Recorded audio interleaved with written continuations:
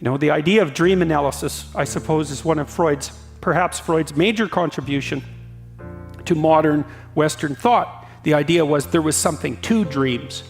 And I suppose what Freud did is said, hey, look, isn't it strange? We have this whole other form of thought that we engage in at night, and it speaks in a language that we don't really understand. And so what the hell is that? And you can say, and many modern people do, dreams are of no significance, or even that they're random processes, which is an absurd proposition, obviously, because they're whatever they are, they're obviously not random. So Freud's idea was that there was something in dreams that was informative.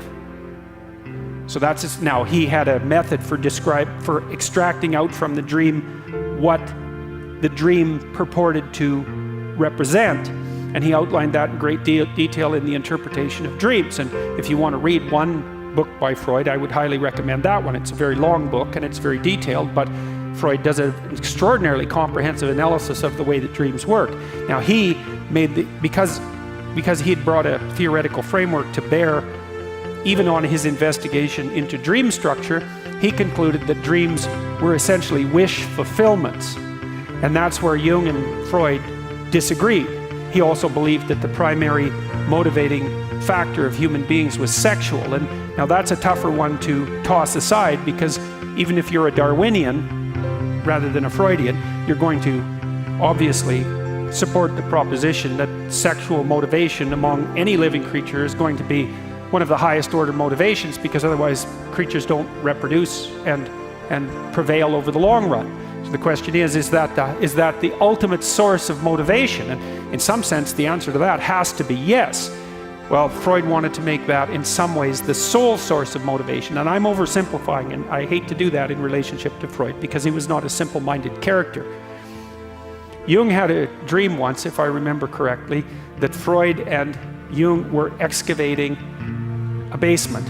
And so Freud had already discovered the basement, let's say, so that would be the unconscious structure of the psyche. And Jung broke through into another basement that was a multi-chambered place, so many, many, many rooms. And I suppose what drove Jung and Freud apart was Jung's proposition that there was a hell of a lot more going on down there than had already met the eye. And they broke on the idea that the sexual impulse was primary, roughly speaking. They broke when Jung wrote a book called Symbols of Transformation, which is actually, there's 3 books that I know of that are sort of like maps of meaning. One is Symbols of Transformation. One is a book by Erich Neumann called The Origins and History of Consciousness. And the third one, well, is Maps of Meaning. They're the same book. They're just like they're trying to solve the same problem from 3 different directions. They're all attempts to address the same problem. And so Symbols of Transformation was a book that Jung wrote about the fantasies of a schizophrenic American woman. And he was trying to relate her fantasies to these old mythological ideas. And Jung's idea, essentially, and this is an idea that was shared by people like Piaget, so we're not going to say that Jung or Freud just pulled this idea out of the air, was that the birthplace of mythology and literature, for that matter, was the dream. That they share structural, that they share what? Mode of information presentation. And it's a relatively radical hypothesis, but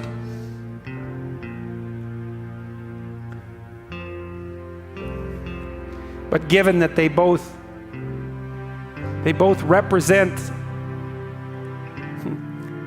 dreams and mythological representations share an essentially narrative structure, and they're literary like, you know, I mean, it's not so unreasonable to notice that a dream at night is like the movie that you play in your head.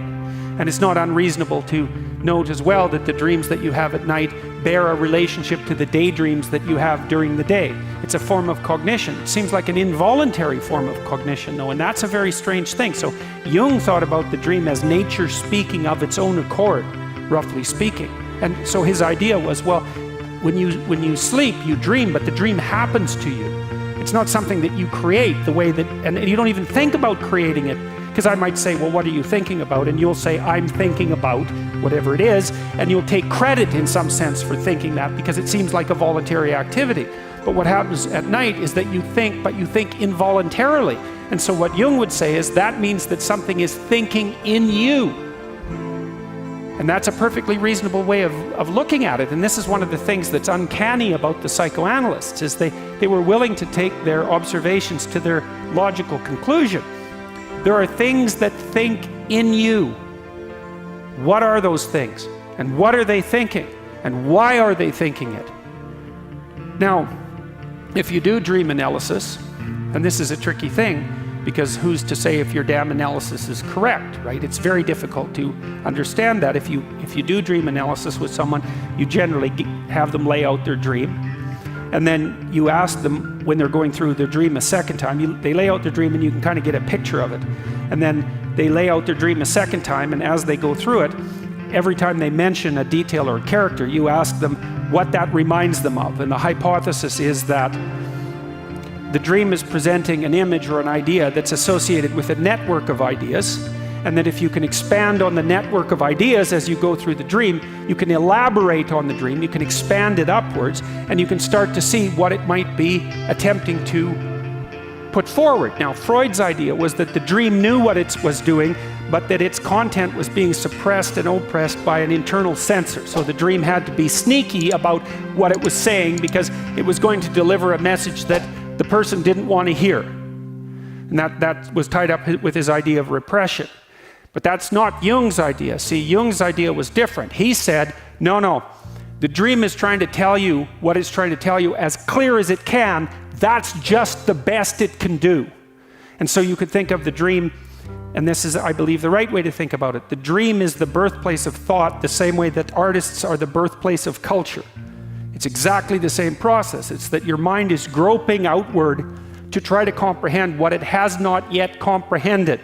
And it does that first by trying to map it onto image. And it's doing that in the dream, and it's somewhat incoherent. And well, let's stick with incoherent, because it's not yet a full-fledged thought. It's the birthplace of thought. It's a fantasy about what might be. And then if you can grip the fantasy and share it with other people, then maybe they can elaborate upon it and bring it into being with more clarity than it would be if it merely existed as the precursor of a thought in your imagination.